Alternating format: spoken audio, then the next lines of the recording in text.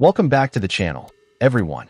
And this time we have a clear case of police corruption now. As you can see, this female officer has already been fired and arrested on multiple charges, but I have a video to show you, and I would like to know, who do you think was worse, this female officer or the male officer? But first, remember to hit the like button to help these videos get out there to bring awareness to everyone of their rights and end police misconduct. Building. So I reckon. Hello, mate. Right. Yeah, good. You? Yeah, I'm good. Good. How come you're taking photos? It looks like you're taking photos of the police station. No, I'm recording. I'm not taking photos. Okay. Why are you recording the police station? Is it a crime to record? Well, no. Is this But not a obviously, public... in the space that we live in, people do a lot of hostile reconnaissance in Of relation to course, terrorism. of course. We're obviously asking the reasons why you're. So are you implicating that I'm a terrorist? No, I'm just Okay. asking the reasons why. As a stop and account as a police officer, I'm asking the reasons Yeah. why. No, it's just matters of Okay. public interest. That's all. No, it's a matter of public interest. It is, yeah. Okay. What's your name, sir? Am I obliged to give you my name? Well, I'm asking you. I don't need to give you my name. Okay. I don't even need to talk to you. It's my right to not speak. Okay.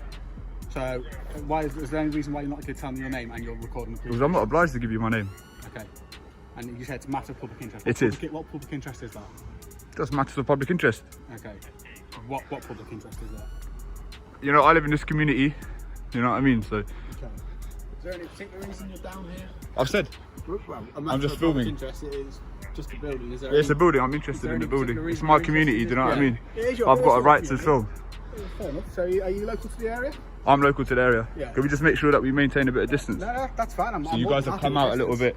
I'm more than happy with distance. But best believe there's no hostile reconnaissance, you know what I mean? Those that okay, would be well- doing hostile reconnaissance I was just probably wouldn't be doing it in such an open space, right? You'd be surprised. So, you know, suggesting things like terrorists and that is a little bit... Well, it's not really. Come is on, it? mate. It's very understandable as to the reason why we're It's asking not you really why very you're understandable, is it? recording police officers. And I've answered your question why I'm recording the police station. You've said it's a matter of public interest, but you're not telling me what that public interest is. My interest, my public interest. Your public interest. My public interest in the Okay, police and what station. interest do you have in it then? I'm just Explain- interested. The encounter begins immediately, without build-up. Within seconds, an officer approaches and questions why the man is recording the police station. At first, it sounds routine, a simple inquiry. But then the phrase hostile reconnaissance enters the conversation, and the tone shifts dramatically. That term carries serious weight, often associated with counterterrorism concerns. The cameraman instantly recognizes the implication and responds sharply, asking whether he is being accused of being a terrorist. Although the officer softens the wording, the suspicion has already been introduced. From that moment, the interaction is no longer casual. When the officer asks for his name, the cameraman calmly refuses, asserting that he is not obligated to provide it. There is no aggression in his voice, just firm confidence. In less than 2 minutes, a simple question about filming transforms into a subtle power struggle between suspicion and civil rights. Explain more about your. Well, you are a interest public as to the reason servant. why. This is a public building. Okay. So technically, we own the building, right? Okay. I'm a crown servant, not a public servant. So if we want to go to that really level, we can. So Okay. is there any reason why you're not telling us your name then? Because I'm not obliged to give you my name. I haven't asked you your name. No? I haven't asked your address. Any of these guys' addresses. I'm not interested. We're in a public space. I don't Yeah, go up to the police strangers. station is not really, I'm a member of the public. not You're a really- member of the public, Yeah. right? You're meant to serve the public, right? I don't go around asking members of the public, "Oh, what's your name? Where do you live?" You're Do not you understand? saying that's what we do. Okay, well, I haven't committed a crime. Your job is to uphold the law, right? So where there's crimes, Our job is to keep the peace. come on, man. Okay. And we're keeping the peace. I'm Okay.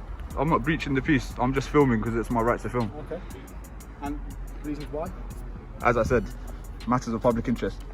Okay. You're not telling us any reasons as to why what the public interest actually is. My public interest. Yeah. What if I told you I was filming a documentary? Okay. No need to get your notepad out, mate. I'm not going to give you my details. Okay, that's fine.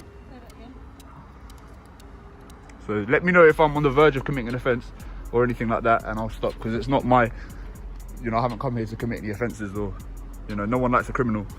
No, I'm not saying Don't drop that. Nobody likes to. I know, so you know what I mean? We've both got the same public interest then, right? Okay. So if we've got the same public interest and we're working for the same Yeah, things, yeah.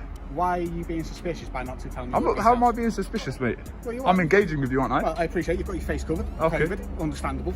But I've got nothing to hide, you know what I mean? I'm not wearing it for the sakes of Okay. But yet you're elusive not- reconnaissance or otherwise, you know what I mean? I'm You're just, not telling me who you are. I don't need to tell you who I am. Okay. Do I? Okay. Am I obliged to Why- tell you who why I are am? you not telling me who you are? Because I don't need to. Okay. You can't really infringe my rights like that, you know?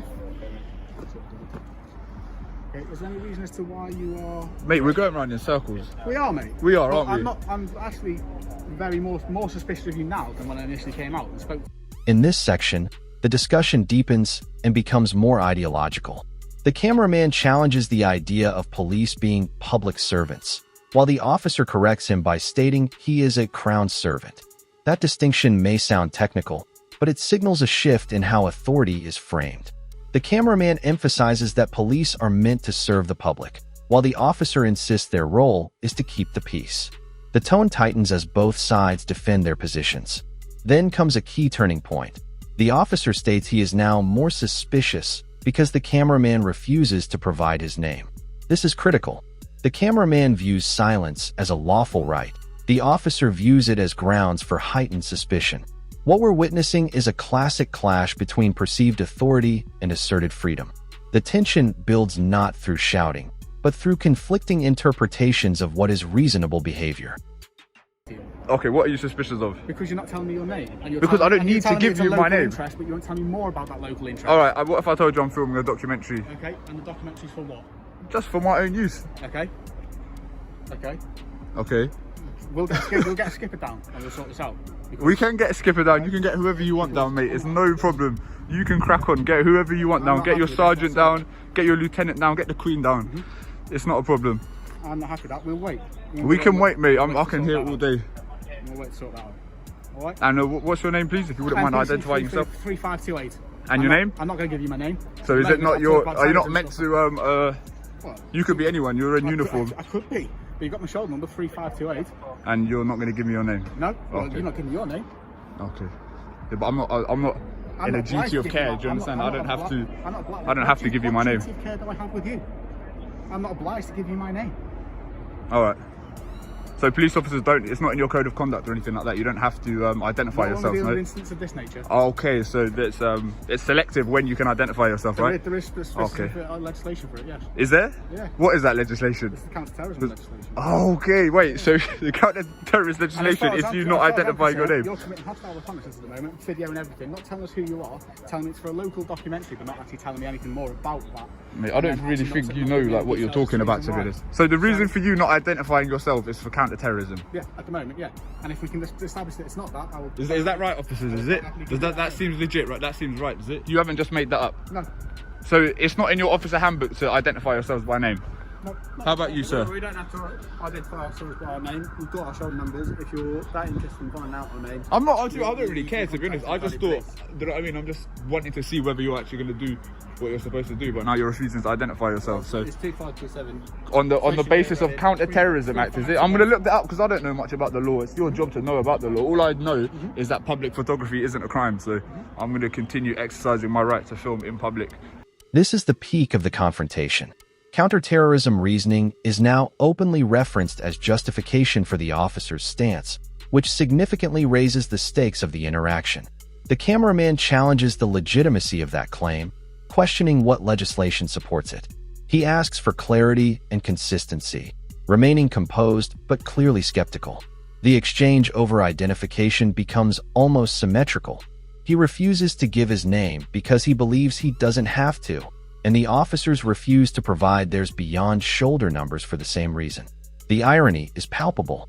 When he sarcastically invites them to get your sergeant, get your lieutenant, get the queen down, it signals confidence rather than fear. He appears certain he is operating within the law. Despite the escalation in language and implication, no formal legal power is exercised. The tension is high, but enforcement does not follow. This is the emotional and rhetorical climax of the encounter. And like I said, if you want to get your lieutenant down, you know what I mean, I'll tell him the same thing, mate. It's not a personal thing. Don't think like that. I'm not trying to be antagonize anyone or provoke anyone. It's not my intention, you know. But rest assured, I don't have any ulterior motives or anything like that. And I believe the person that you're looking for wouldn't be doing it in this sort of space.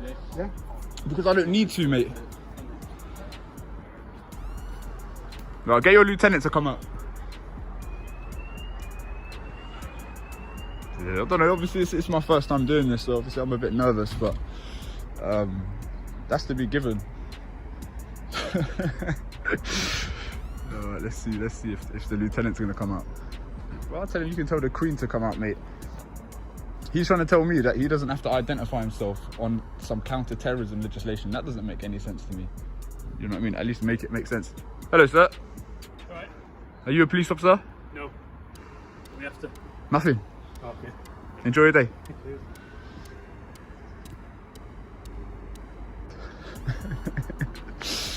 Oh man, these police are funny, man. Obviously, I don't know much about the law, but clearly they don't either.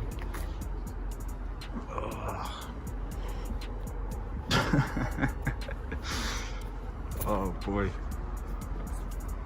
In the final segment, the energy noticeably shifts. The cameraman softens his tone and reassures the officers that he has no ulterior motives. He even admits it is his first time doing something like this, revealing a moment of vulnerability. A superior arrives, suggesting potential escalation, but instead of intensifying, the situation deflates. There is no detention, no formal action, and no legal consequence.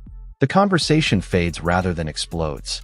After earlier references to counterterrorism and rising suspicion, the encounter ends quietly. The cameraman's closing remarks suggest disbelief and mild amusement. Ultimately, the entire exchange becomes a study in perception. One side viewing a camera near a police station as a potential threat, the other viewing it as a protected public activity. Nothing illegal occurs, yet tension fills the space throughout. And sometimes, what almost happens is what makes the moment compelling.